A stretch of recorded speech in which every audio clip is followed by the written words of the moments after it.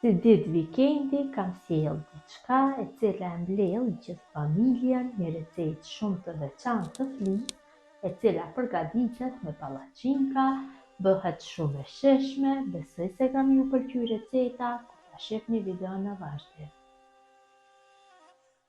Filloj me përgatitjen. Fillimisht përgatisim brumin e pallaqinkave.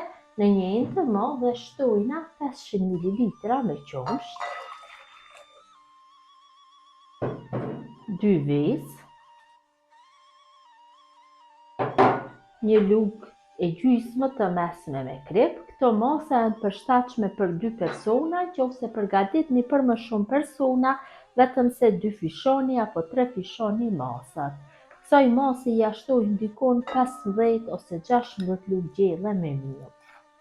Shtojmë kështu në fillim gjysmën e miellit dhe më pas e përzim. Më pas ja shtojna pas përzirjes gjysmën tjetër.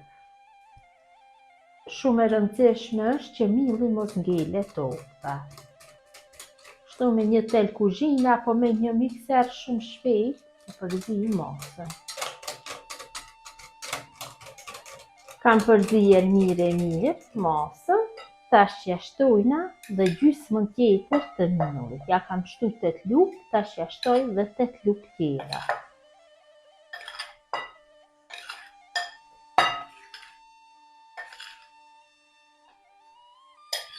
Dhe masën përsëri e rrahim me telin derisa ta fitojmë një masë të njëtrajtshme.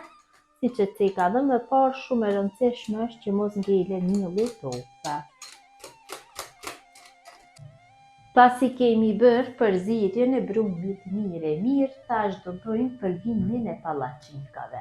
Marrim një tigan apo stafat për pallaqinka, apo një tigan në të cilën kemi fërguar më parë dhe asnjëherë nuk kena përdor lugë të hekurit, por lugë të drurit, sepse në qoftë se përdorni një tigan kur keni bërë fërgimin, keni bërë përzierjen me lugë të hekurit, pallaqinkat do ju ngjitet.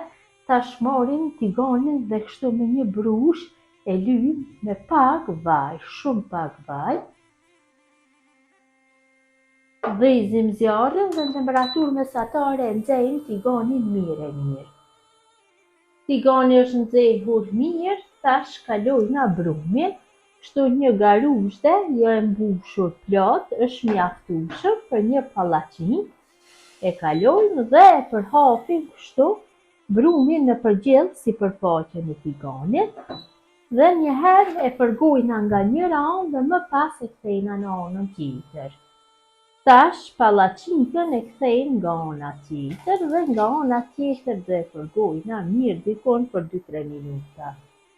Pallaqinka është përguar dhe nga ana tjetër, tash e largojna nga tigani, e kalojmë kështu në një tepsi.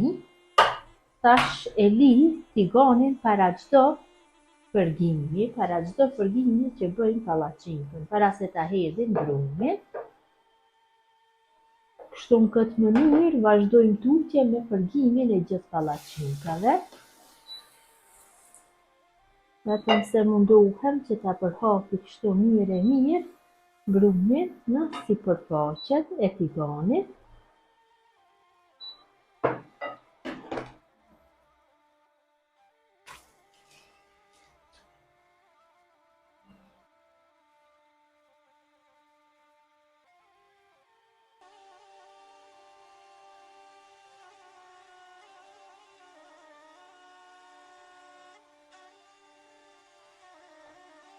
Pasi kam bërë përgimin e gjithë pallaqinkave, atëherë filloj që të bëj shprishjen. Kështu i ndoj në copsa të vogla. Gjithë pallaqinkat i shprishi kështu.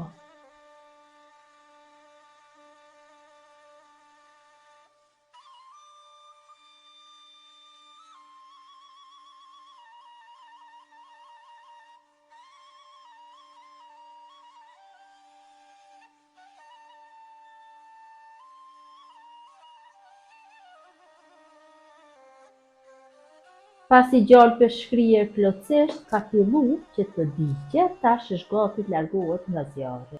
Dhe gjalpin e djegur ja hedhim kështu, lije sipër. Më duhet që çdo pjesë ta bëj me gjallë.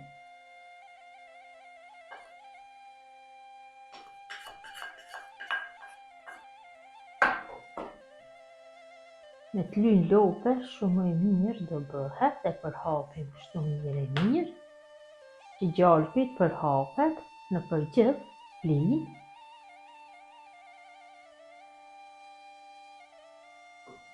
Dhe lijën e servojna me kos, shkon shumë.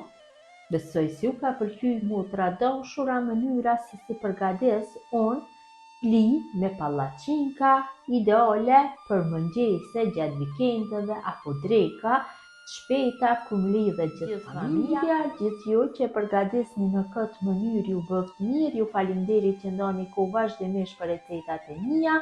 Jepni komente të bukura, mirëmbëjtje nga sofra shqiptare deri në recetën e radhës.